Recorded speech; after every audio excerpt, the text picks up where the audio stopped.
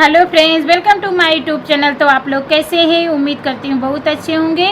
तो आज मैं आप सबके लिए बहुत ही सुंदर, बहुत ही मज़ेदार चुटकुला नाच गीत लेके आई हूँ। ससुर पतोह का गीत है, तो आप लोग गीत को पूरा सुनिएगा और गीत का आनंद लीजिए। गीत कैसा लगा ये कमेंट करके ज़रूर बताइएगा और गीत को ज़्यादा से ज़्यादा शेयर कर दीजिएगा।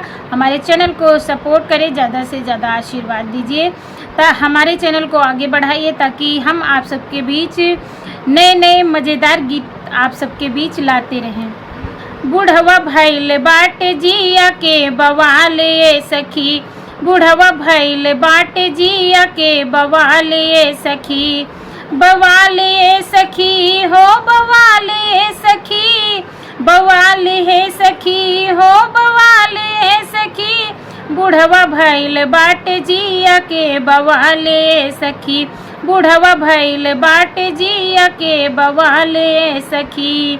दीनवा में बूढ़ाऊ के ता कहियो न आवे, दीनवा में बूढ़ाऊ के ता कहियो न आवे, ता कहियो न आवे सखी देखियो न आवे, रतिया में देखे गुड़वारी सखी, बुढ़वा भइल बाटे जिया के बवाले सखी, बुढ़वा भइल बाटे जिया के बवाले सखी, बुढ़वा भइल बाटे जिया के बवाले सखी।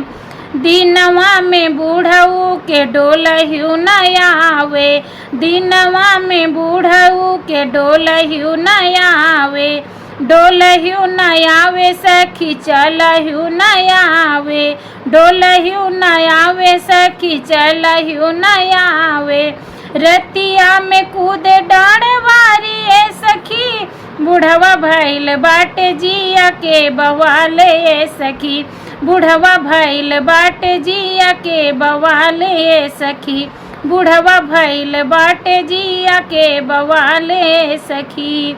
दिनवा में बूढ़ऊ के बोलहियो न आवे, दिनवा में बूढ़ऊ के बोलहियो न आवे, बोलहियो न आवे सखी बोलहियो न आवे, रतिया में देखे वो तो गाले सखी, रतिया में टोवे वो तो गाले सखी, बुढ़वा भइल बाटे जीवा के बवाले सखी, बुढ़वा भइल बाटे जिया के बवाले सखी, बुढ़वा भइल बाटे जीवा के बवाले सखी, बवाले सखी हो बवाले सखी, बुढ़वा भइल बाटे जिया के बवाले सखी, बुढ़वा भइल बाटे जिया के बवाले सखी।